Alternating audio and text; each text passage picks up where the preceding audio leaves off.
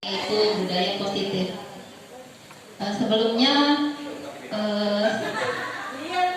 saya ingin menjelaskan bahwa ini adalah budaya positif yang ada di sekolah kita masing-masing. Apa saja yang harus kita lakukan sesuai dengan prinsip pembelajaran yang sesuai dengan pemahaman Ki Hajar Dewantara.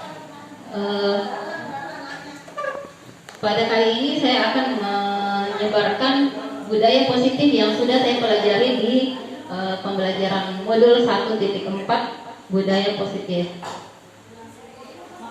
Di sini sambutan. Modul ini dikembangkan oleh Andri Nur Cahyani SPD MS, Dia Samsiati Rajasa MSc, Dr. Murti Ayu Wijayanti MPD. Ini penyusun modul yang saya pelajari di pendidikan guru penggerak. Di modul 1.4 itu materi yang kami pelajari itu pertama disiplin positif dan nilai-nilai kebajikan universal. Nanti kita akan bahas sebentar apa itu. Kemudian teori motivasi, hukuman dan penghargaan dan restitusi. Yang ketiga materinya tentang keyakinan kelas. Keempat kebutuhan dasar manusia. Kelima materinya tentang posisi kontrol restitusi. Dan terakhir tentang segitiga restitusi. Oke, yang pertama adalah perubahan paradigma teori kontrol. Seorang psikiatri dan pendidik, Dr. William Glasser, meluruskan beberapa miskonsepsi tentang makna kontrol atau ilusi kontrol. Yang pertama adalah ilusi kontrol, ilusi guru mengontrol murid. Kedua, ilusi bahwa kritik dapat membuat orang merasa bersalah dan menguatkan karakter. Yang ketiga, ilusi bahwa semua penguatan positif, efektif dan bermanfaat. Yang keempat, ilusi bahwa orang dewasa memiliki hak untuk memaksa. Di sini ada pertanyaan. Apakah Bapak atau Ibu setuju dengan pernyataan ini? Pertama, hukuman dapat mendisiplinkan anak. Bagaimana? Setuju Bu? Pak? Oke. Yang kedua, pemberian hukuman dengan hal positif seperti membaca atau membersihkan halaman sekolah dapat meningkatkan disiplin anak. Apakah betul? Betul Bu? Nanti kita cari tahu sebentar. Kemudian memberi penghargaan dapat meningkatkan motivasi belajar anak. Setuju tidak? Oke, nanti kita bahas. Selanjutnya disiplin positif dan nilai-nilai kebajikan universal. Ketika mendengar kata disiplin, apa yang terbayang di benak Bapak Ibu? Apa kebanyakan orang akan menghubungkan kata disiplin dengan kata tertib, teratur, dan kepatuhan pada peraturan? Kata disiplin juga sering dihubungkan dengan hukuman. Padahal itu sungguh berbeda. Karena belajar tentang disiplin positif tidak harus dengan memberi hukuman. Justru itu adalah satu alternatif terakhir dan kalau perlu tidak digunakan sama sekali. Kalau zaman dulu kita kan sering dapat. Jadi kita akan mengubah pola pikir kita bahwa hukuman itu bukan alternatif terbaik, tapi langkah terakhir, kalau bisa jangan. Terus dalam budaya kita, makna disiplin dimaknai menjadi sesuatu yang dilakukan seseorang pada orang lain untuk mendapatkan kepatuhan. Jadi supaya siswa kita patuh, kita kasih hukuman. Padahal itu bukan alternatif terbaik. Oke, Ki Hajar Dewantara menyatakan bahwa untuk mencapai kemerdekaan atau dalam konteks pendidikan kita saat ini, untuk menciptakan murid yang merdeka, syarat utamanya adalah harus disiplin yang kuat. Disiplin yang dimaksud adalah disiplin diri yang memiliki motivasi intrinsik. Jadi dirinya sendiri yang memiliki motivasi dari dalam dirinya sendiri, bukan dari orang lain, bukan dari guru, bukan dari orang tua supaya dia disiplin, tapi dari dalam dirinya sendiri, bahwa dia sadar bahwa saya harus begini, saya harus datang tepat waktu, saya harus mengerjakan PR. Jadi itu namanya disiplin, motivasi intrinsik dari dalam dirinya sendiri. Sama juga dengan kita sebagai guru, harus kita memiliki motivasi intrinsik dari dalam diri sendiri. Contoh selanjut di nilai-nilai kebajikan universal yang disepakati. Jadi di dalam kelas itu untuk menciptakan nilai-nilai disiplin, kita akan membuat kesepakatan, keyakinan dalam kelas. Seperti ini yang harus kita lakukan kalau tidak pembelajaran merdeka belajar, maka kita itu tujuannya adalah menghasilkan peserta didik sesuai dengan profil pelajar Pancasila. Jadi nilai-nilai ini yang harus ditanamkan dalam diri anak, menjadi karakter. Kita sudah tahu sama dia profil pelajar Pancasila. Sebelum saya lanjut, saya akan kasih ice breaking tentang ada lagunya tentang profil pelajar Pancasila. Mungkin pernah lihat di YouTube. Oke, ibu. Saya contohkan, coba tahu nanti teman-teman bisa praktekkan di kelas.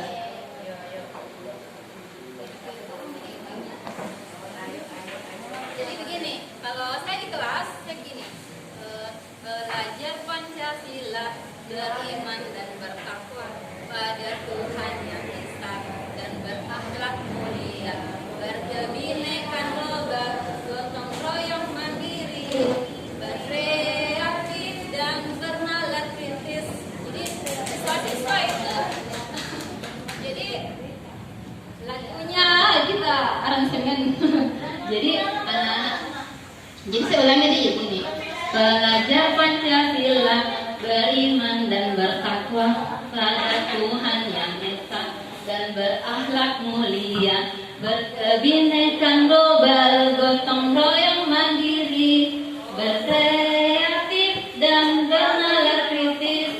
Jadi anak-anak sambil menyanyi dia tahu, oh ini nilai-nilai profil Pancasila. Jadi dia gampang hafal. Mungkin seperti itu ya berikutnya, atau bisa kita contohkan sampai sama-sama Ki. 1, 2, 3. Belajar Pancasila, beriman dan bertakwa pada Tuhan yang Esa dan berakhlak mulia, berkebinekaan global, gotong royong mandiri, kreatif dan bernalar kritis.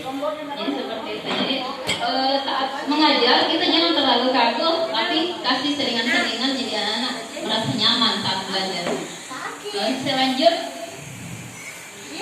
Selanjut materinya adalah teori motivasi, hukuman dan penghargaan dan restitusi. Teorinya di sini bahwa manusia berperilaku itu pasti ada motivasinya. Pertama motivasi dari luar atau eksternal, dan motivasi dari dalam dirinya atau internal. Jadi yang kita butuhkan itu bukan dari orang lain. Kita harapkan itu siswa punya motivasi dari dalam dirinya sendiri. Selanjutnya, tujuan dari disiplin positif adalah apa sih tujuan kita membentuk disiplin positif? Supaya menanamkan motivasi yang ketika murid-murid kita itu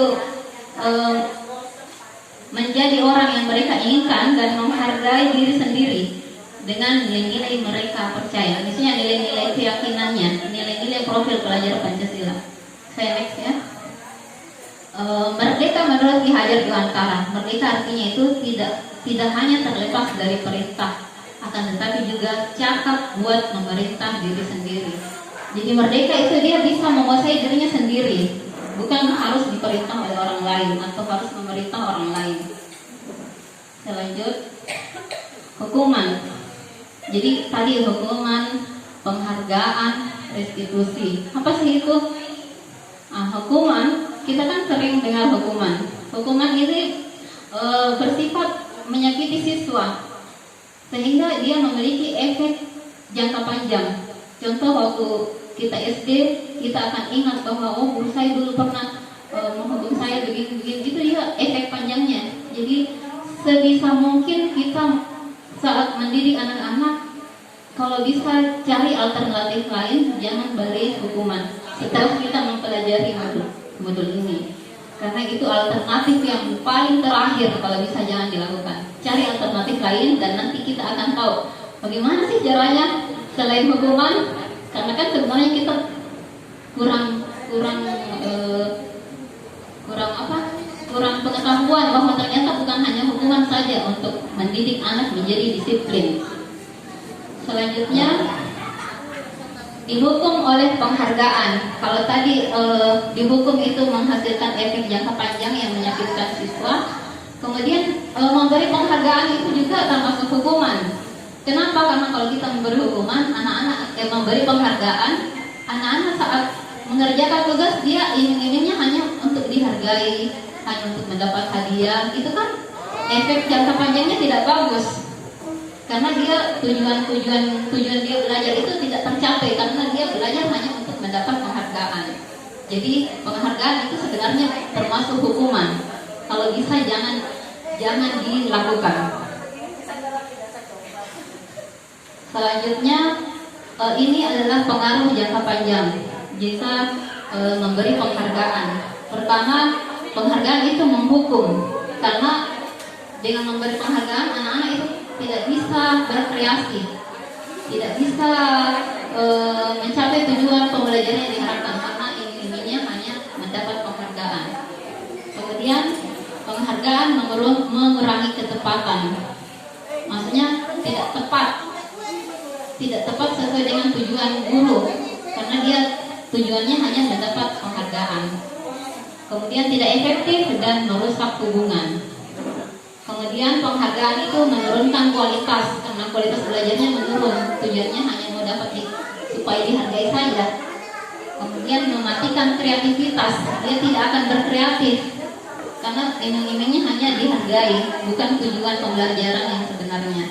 Kemudian mengurangi motivasi intrinsik, tidak ada kurang motivasi belajarnya dari dalam dirinya karena iming-imingnya hanya mau dihargai. Jadi kalau bisa mengurangi memberi penghargaan atas supaya anak-anak kerja. Kamu kerja ini supaya saya kasih ini. Jadi itu sebenarnya jangan kalau bisa. Tapi memberi tugas supaya anak-anak sadar motivasi intrinsiknya dari dalam tubuh dirinya keluar bahwa saya memang harus belajar karena memang saya butuh, bukan karena untuk dihargai. Oke, di sini ada contoh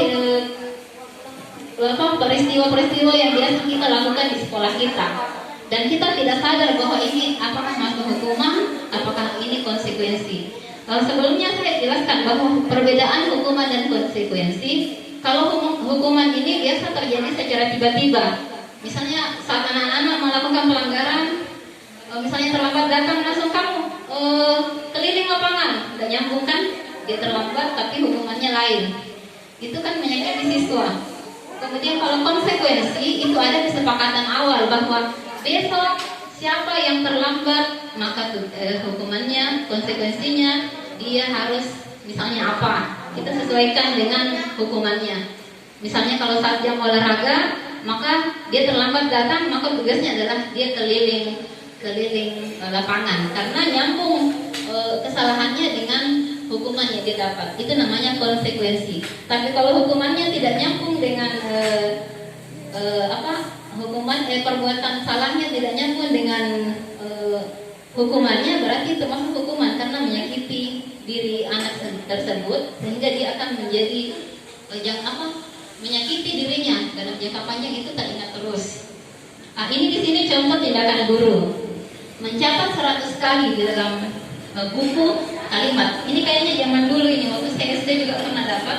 Saya tidak akan terlambat lagi karena terlambat ke sekolah. Ini termasuk hukuman karena tidak nyambung. Dia terlambat terus hukumannya menulis kan tidak nyambung. Kemudian lari mengelilingi lapangan basket 2 kali karena terlambat hadir di sekolah. Ini termasuk juga hukuman karena tidak nyambung perbuatannya dengan resiko yang dia dapat. Kemudian murid diminta untuk push up 15 kali karena tidak menggunakan masker. Jadi tidak nyambung, jadi masuk juga hukuman. Tidak nyambung antara perbuatan yang dia lakukan dengan akibatnya. Kemudian mengganti kertas tugas teman yang telah dicoret-coret. Ini adalah konsekuensi. Maksudnya sudah ada kesepakatan bahwa kamu melakukan kesalahan, maka kamu harus mengganti kesalahanmu. Itu adalah konsekuensi. Itu adalah tindakan yang lebih baik daripada memberi hukuman. Dan masih ada satu lagi tindakan yang lebih baik, yaitu namanya restitusi. Nanti kita bahas. Jadi hukuman, penghargaan, atau tadi konsekuensi dan restitusi. Nanti kita bisa bedakan. Dan yang terbaik itu apa sih? Dan yang tidak boleh kita lakukan apa? Nanti kita cari tahu. Murid tidak disuruh untuk mengenakan sepatu seharian di sekolah karena tidak mengenakan sepatu hitam. Ini termasuk hukuman karena menyakiti siswa. Kemudian lari mengelilingi lapangan basket ini yang kalau pada saat yang olahraga, maka ini termasuk konsekuensi karena nyambung hukuman dengan perbuatannya. Selanjut, apa itu restitusi? Restitusi adalah proses menciptakan kondisi bagi murid untuk memperbaiki kesalahan mereka sehingga mereka bisa kembali pada kelompok mereka. Maksudnya dia sadar sendiri bahwa ini kesalahan saya dan saya harus cari dengan dibantu oleh guru apa yang harus saya lakukan untuk memperbaiki kesalahan saya. Jadi kita tidak boleh menghukum anak-anak, tapi beri kesadaran kepada anak mencari sendiri apa sih yang harus saya perbaiki dari kesalahan saya ini. Jadi dia sadar sendiri. Jadi nanti ada prosesnya ya, saya contohkan. Kemudian ciri-ciri restitusi. Restitusi itu bukan untuk menebus kesalahan, namun untuk belajar dari kesalahan. Kemudian restitusi itu memperbaiki hubungan. Kemudian terdapat tawaran, bukan paksaan. Restitusi itu menuntun untuk melihat ke dalam diri. Jadi disuruh siswa introspeksi diri sendiri. Kemudian restitusi mencari kebutuhan dasar yang mendasari tindakan. Jadi setiap anak-anak melakukan kesalahan pasti ada dasarnya, ada penyebabnya kenapa bisa terjadi. Jadi kita harus ada sebenarnya cara-caranya. Ada nanti selanjutnya kita akan belajar 5 kebutuhan dasar manusia yang membuat mereka melakukan kesalahan-kesalahan. Selanjutnya restitusi diri adalah cara yang paling baik. Restitusi fokus pada karakter, bukan tindakan. Jadi restitusi itu memperbaiki karakternya, memperbaiki pribadi anak, tapi dia melalui proses. Kemudian restitusi fokus pada solusi, bukan pada hukuman. Jadi prosesnya supaya anak-anak mencari apa solusinya dari tindakan kesalahan yang dia lakukan. Selanjutnya restitusi mengembalikan murid yang berbuat salah pada kelompoknya. Setelah dia kembali, dia akan menjadi normal kembali. Ibaratnya ikan bagaimana ya? Ikan dikembalikan lagi dia sudah normal, sudah tidak labil, bagaimana ya istilahnya. Nah, di sini ada pembagian hukuman, konsekuensi dan restitusi. Hukuman adalah identitas gagal dan kalau bisa jangan dilakukan. Kemudian identitas sukses, yaitu yang menghasilkan disiplin pada anak, yaitu dengan konsekuensi dan restitusi. Contohnya di sini, kalau hukuman itu sesuatu yang menyakitkan dan harus terjadi, anak-anak merasa tersakiti. Kalau diberi konsekuensi itu sesuatu itu terjadi, tapi dia sadar bahwa dari hasil perbuatannya dia sadar bahwa ini konsekuensinya. Tapi kalau hukuman itu terjadi secara tiba-tiba, saat dia melakukan kesalahan langsung dikasih hukuman yang tiba-tiba, dia tidak tahu hukuman apa, tidak nyambung dengan kesalahannya. Kalau konsekuensi, dia sudah tahu, oh kalau saya berbuat begini konsekuensinya ini, jadi dia sudah tahu sebelumnya. Kemudian kalau restitusi, ini merupakan pilihan untuk ada prosesnya supaya dia sadar untuk mencari solusi dari kesalahannya. Kalau saya berbuat ini, nanti akan dipanggil oleh guru, kira-kira kesalahan kamu ini kamu harus apakan, kira-kira solusinya bagaimana. Jadi akhirnya dia sadar sendiri. Oke, saya hanya contohkan itu. Selanjutnya ada namanya keyakinan kelas. Keyakinan kelas ini mirip dengan kesepakatan kelas, mirip tapi beda. Kalau keyakinan kelas ini misalnya harus saling menghormati kelas, harus saling menghargai perbedaan agama. Itu itu menggunakan nilai-nilai universal, harus bertanggung jawab, itu masuk keyakinan kelas. Dan ini mulai dari kelas dulu, kemudian menjadi kesepakatan kelas dulu, kemudian menjadi keyakinan kelas. Kalau sudah menjadi keyakinan kelas, itu akan menjadi lingkungan positif. Maksudnya sekolahnya, kalau setiap kelas sudah menerapkan ini kesepakatan kelas, nilai-nilai yang harus ditanamkan di dalam kelas, maka akan menjadi lingkungan sekolah yang positif. Karena sudah tahu aturan-aturan di dalam kelas ini harus begini, harus saling menghormati, di luar harus mempatake. Jadi nilai-nilai itu sudah menjadi keyakinan, lama-kelamaan akan membudaya. Jadi sekolahnya akan menjadi sekolah yang mempunyai nilai-nilai disiplin positif. Tapi ini butuh proses dan butuh kolaborasi dengan semua guru, semua warga sekolah. Jadi budaya positif ini tidak bisa jalan kalau hanya gurunya sendiri. Tapi harus ada kolaborasi kerjasama antara guru, siswa, orang tua, semua warga sekolah. Mereka harus melaksanakan semua budaya positif, saling menghormati, saling mempatake, saling menghargai. Kalau orang Bugis, si Paka tahu, si Paka ingat, si Paka lebih. Dan itu harus dibudayakan di kelas, mulai dari kelas, kemudian ke keluar lingkungan kelas, lingkungan sekolah. Nah, ini adalah prosedurnya, nanti bisa dibaca saja prosedur bagaimana membentuk keyakinan kelas itu melalui curah pendapat. Jadi nanti di dalam kelas kita minta kira-kira kayak musyawarah. Kira-kira di kelas ini kita mau bikin keyakinan kelas apa yang harus kita jadikan kesepakatan. Misalnya musyawarah saling menghormati Bu, ada lagi. Jadi kita tulis di papan kemudian tempel. Nah, ini jadi kesepakatan kelas kita. Itu jadi keyakinan kelas dan kalau bisa dalam satu semester kita terapkan. Misalnya saling menghormati, tidak boleh saling mencela. Jadi nanti setelah keluar ide-ide dari masyarakat sendiri. Nah, ini proses-prosesnya. Kemudian apa perbedaannya peraturan dengan keyakinan kelas? Kalau peraturan, ini contohnya, selalu kembalikan buku ke tempatnya. Ini kalimat-kalimat positif. Tapi kalau keyakinan kelas, itu dia pakai nilai-nilai nilai-nilai universal. Contoh, tanggung jawab. Jadi kamu harus bertanggung jawab. Nilai-nilai keyakinan kelasnya itu kamu harus bertanggung jawab. Apa sih saja yang bertanggung jawab? Misalnya mengerjakan tugas saat belajar, dan banyak lagi contohnya. Kemudian kalau peraturan kelas biasanya kan dilarang mengganggu orang lain.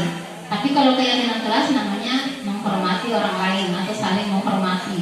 Itu bedanya. Bedanya kalau peraturan itu kalimat-kalimat positif, sedangkan kalau keyakinan kelas itu nilai-nilai universal, nilai-nilai universal. Kemudian ini dilarang melakukan kekerasan. Kalau peraturannya dilarang melakukan kekerasan. Kalau keyakinan kelas namanya keselamatan, menghormati orang lain. Mungkin saya lanjut ya, bisa dibaca. Nah, ini yang tadi saya bilang. Setiap perilaku anak-anak di kelas kita itu pasti ada penyebabnya. Salah satunya itu karena dia tidak terpenuhi di sini. Misalnya kita harus tahu dulu. Jadi saat kita mengajar, kita harus tahu bahwa siswa itu punya bukan cuma siswa, guru juga punya 5 kebutuhan dasar manusia. Pertama itu manusia itu butuh bertahan hidup. Contohnya makan, tempat tinggal, pengesan dan pangan papannya. Jadi kadang siswa kita itu suka palak-palak temannya. Itu kan masalah. Kita harus sebagai guru harus tahu, oh berarti ini anak, dia kebutuhan dasarnya itu kebutuhan bertahan hidup itu yang makan itu tidak terpenuhi. Makanya dia melakukan tindakan ini.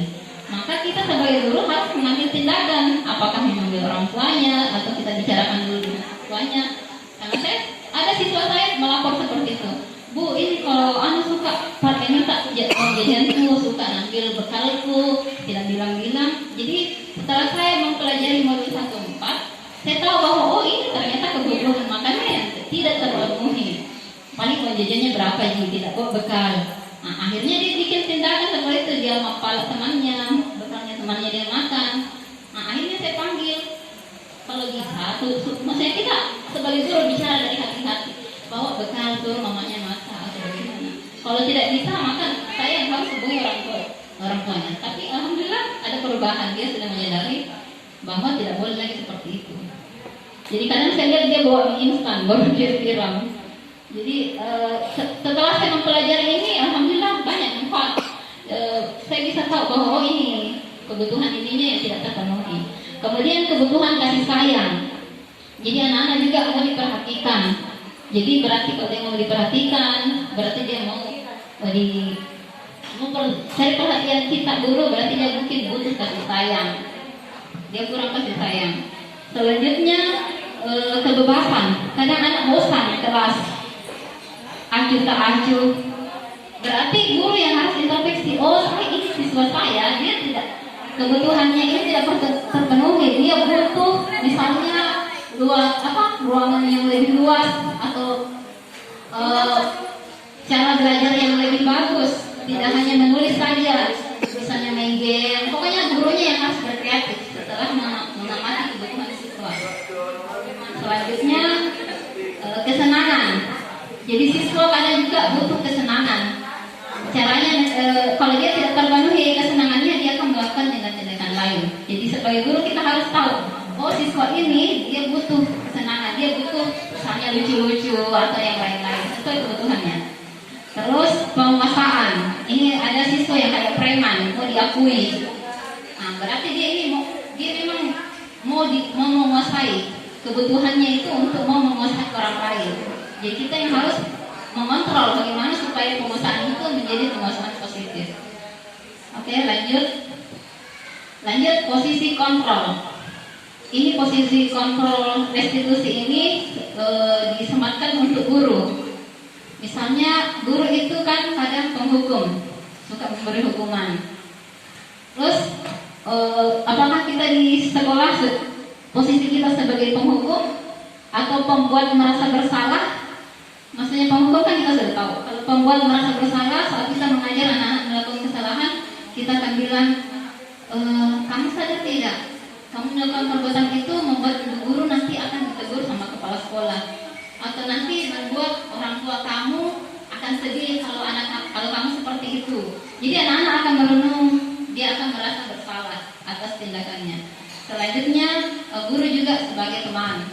Sebagai teman biasanya di SMA gurunya itu gaul, jadi anak-anak enjoy sama gurunya. Kemudian guru juga bisa menjadi posisi kontrol sebagai pemantau. Maksudnya dia memantau siswa dengan memberi konsekuensi, salah satunya. Kemudian posisi kontrol yang terbaik adalah sebagai manajer.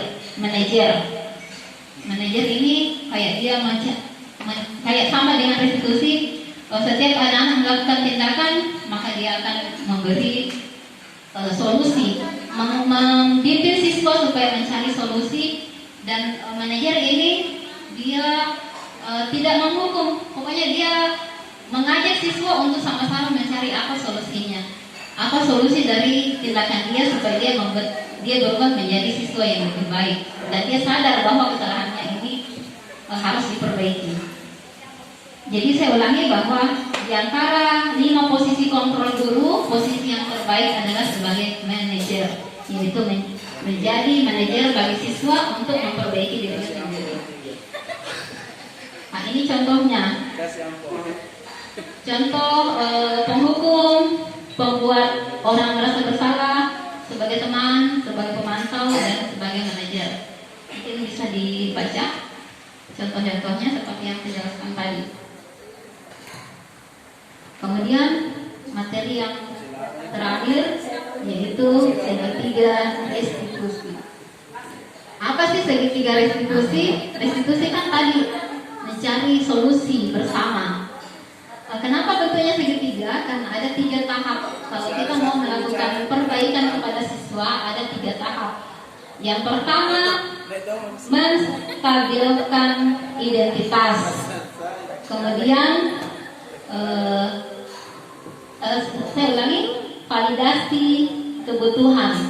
Kemudian menanyakan keyakinan kelas apa yang dia lakukan, yang sudah dia langgar.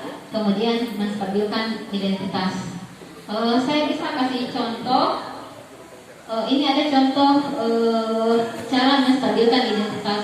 Jadi kalau siswa melakukan kesalahan, saya kasih contoh pernah terjadi di saat saya melakukan demonstrasi.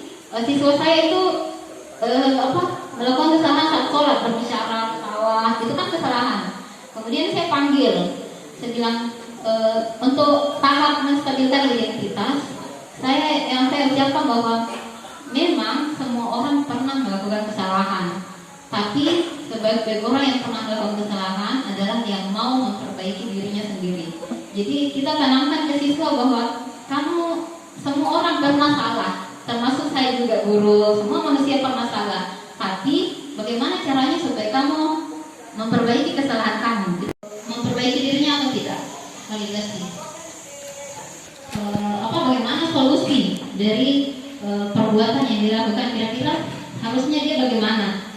Kalau saat sholat harusnya bagaimana? Jadi dia sendiri yang berbicara, dia sendiri yang mencari.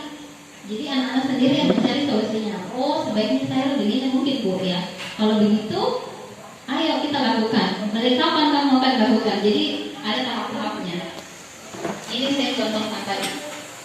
Oke, yang terakhir, yang paling hebat bagi seorang guru adalah mendidik, dan rekreasi yang paling indah adalah mengajar. Ketika melihat murid-murid yang menjengkelkan dan melelahkan, terkadang hati teruji kesabarannya. Namun hadirkanlah gambaran bahwa di antara satu dari mereka kelak akan menarik panah kita menuju surga. Mungkin hanya itu saja. Ya, mohon maaf atas segala kekurangan. Assalamualaikum warahmatullahi wabarakatuh. Memperbaiki dirinya atau tidak? Validasi. Bagaimana solusi dari perbuatan yang dilakukan, kira-kira harusnya dia bagaimana? Kalau saat sholat harusnya bagaimana? Jadi dia sendiri yang berbicara, dia sendiri yang mencari. Jadi anak-anak sendiri yang mencari solusinya. Oh, sebaiknya saya begini mungkin Bu ya. Kalau begitu, ayo kita lakukan. Dari kapan kamu akan lakukan? Jadi ada tahap-tahapnya. Ini saya contohkan tadi. Oke, yang terakhir, yang paling hebat bagi seorang guru adalah mendidik, dan rekreasi yang paling indah adalah mengajar. Ketika melihat murid-murid yang menjengkelkan dan melelahkan, terkadang hati teruji kesabarannya. Namun hadirkanlah gambaran bahwa di antara satu dari mereka kelak akan menarik panah kita menuju surga. Mungkin hanya itu saja. Ya, mohon maaf atas segala kekurangan. Assalamualaikum warahmatullahi wabarakatuh.